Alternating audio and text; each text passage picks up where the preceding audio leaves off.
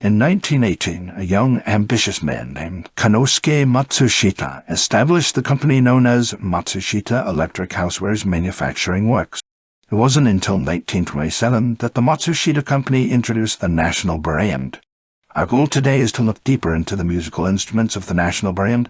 To do this, we'll need to analyze the history of the Matsushita Company, but a full musical history of all Matsushita brands would be too broad a subject to broach. Let's begin our journey of musical marvels and attempt to see the instruments in their natural habitats on today's episode of National Geographic. In 1927, any citizen would have seen but a simple line of lamps lighting homes, but we know now that this was a light shining brightly towards the future. The National brand wasn't doing anything other than simple devices needed around the household. But as Matsushita grew, so too did the vision. The parent company's name was changed to Matsushita Electric Manufacturing Works in 1929, and it wasn't long before yet another change in 1935 to Matsushita Electric Industrial Company. The name changes were meant to align with their ever-changing product lines and expansion into new fields. The steady progress of our story's hero continues, and in 1955 the company ventured beyond Japanese borders with the iconic Panasonic brand. They felt that there was room in foreign markets for speakers and lamps. In America, the market for high-quality entertainment was blossoming, and by 1961 Matsushita had cemented itself via the television market. Having then cornered foreign markets in 1965, Matsushita had aspirations of high-fidelity audio. From this, the Technics brand was born. Dedicated to the pursuit of premium audio, they made speakers and turntables known the world over. With all of the name changes, it's easy to see the confusion compounding. The company continued using the National brand in place of Panasonic, dependent on the country of release. This continued throughout the 70s, and many non-American natives will see the National brand in a much more widespread way. Up to this point, we have a company with a wide range of products and multiple sub-brands, but it was here that the National line came forward with some interesting concepts. They had always designed with a focus on household items, but in the 1970s they aimed to bring simple musical equipment to households. This is where our researchers come in today. We have sent forth our teams to observe these musical instruments in the wild. In 1974, the RD9844 rhythm machine was released for 46,900 yen. A user can select between preset rhythms and change the tempo, but can also use the 3 drum buttons to play the drum sounds manually. What we're seeing today is the RF1300 radio rhythm machine, released a year later in 1975. This was much the same as its predecessor, but added some features. It has preset rhythms and tempo select. You can still play the drums manually via the bass drum, snare drum, or cymbal buttons. In addition, it also had mic guitar inputs and an AM/FM radio that could be used at the same time. For our next stop, our researchers went to observe the majestic KX33B, a music-playing microcomputer based off the MN1400 chip. There are 2 versions of this device, the KX33 and the KX33B. Both were released in 1977. The KX33 went for 39,800 yen, and the B version was 41,800 yen.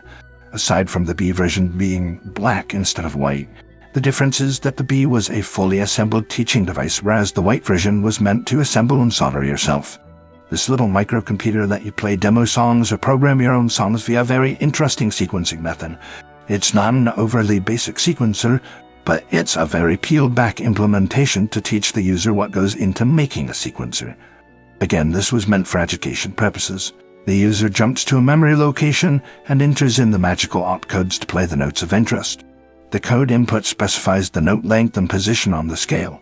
You can enter in codes to tell the music to repeat, then execute the code to play the sequence starting at the start memory address. The device also comes with ways to trigger songs or alarms built in to teach kids how sensors in their home might operate. You can use the internal timer as well as external sensors. The device came with a reed switch, a moisture sensor, and a CDS photoresistor to use as a light sensor. And what's this? Oh my, it appears our researchers have discovered the coexistence of the KX33 with a Micon Melody. The Melody wasn't released until 1978, but was certainly an interesting advancement from the KX33 in terms of musical sequencers.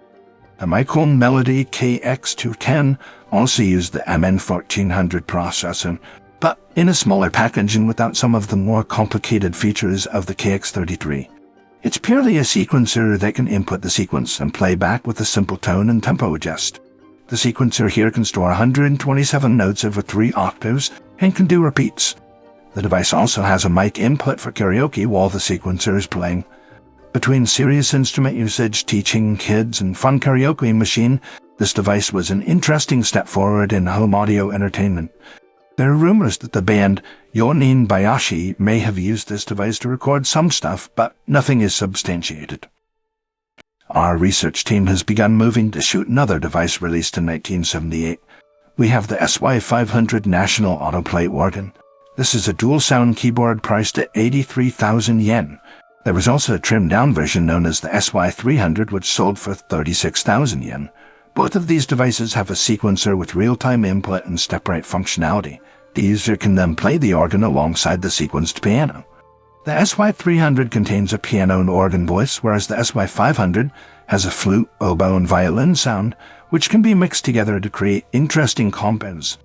In addition, the SY500 also adds a built-in rhythm machine. It can be interesting to consider what came out alongside this device.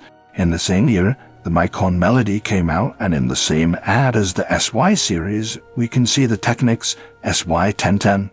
Clearly, the company found usage in all of these models coexisting for different purposes and with a different target market. And oh my, what a year 1978 was for National. Our research team demanded they make the Tractaphone one more device released in the same year. This was the same year that National released their SO line of devices. The team managed to find an SO150N doremi mini organ. This one happens to play cassettes as well. It's a little sequence of buttons that plays an organ sound, and this range can do additional functionality. We have the SO123N that plays records, the SO150N that plays cassettes, and the SO10N red or yellow mini organ with no additional functionality. They all run off of wall or battery power, and they're somewhat adorable. There were follow-ups to this line, such as the R1088 AM radio. As Matsushida's family of brands expanded, so did its reach and appeal. By 1997, National and Panasonic merged as National Panasonic, aiming to simplify the brand landscape. The National brand was slowly taken out of rotation in products, and then in October 1, 2008, Matsushita Electric officially adopted the name of Panasonic Corporation. From all of the name changes and sub-brands, it becomes apparent that it's difficult to assess a full line of what National did or did not make. The world saw a range of products released under the parent company Matsushita, sub-brand National, the sub-brand Panasonic, the parent National Panasonic, the parent Panasonic, and a couple others along the way. You'll see some of the products such as those in the SO line, which have very different branding on the back based on the sale year and country of release. There aren't enough researchers to cover all the corners of the globe, so there are, of course, devices which will remain hidden. Our researchers have, however, begun the process of demystifying the fascinating instruments that are out there. As we look back upon these simpler devices from simpler times, we find a certain charm in the National brand's legacy. It offered so much more than just home audio. It became a gateway to music and learning for countless individuals. How many young minds, we wonder, took their first steps in the music with a National instrument by their side? No exaggeration to imagine that it inspired and taught a generation, shaping the musical world as we know it today. And with that, we bid farewell for this episode of National Geographic.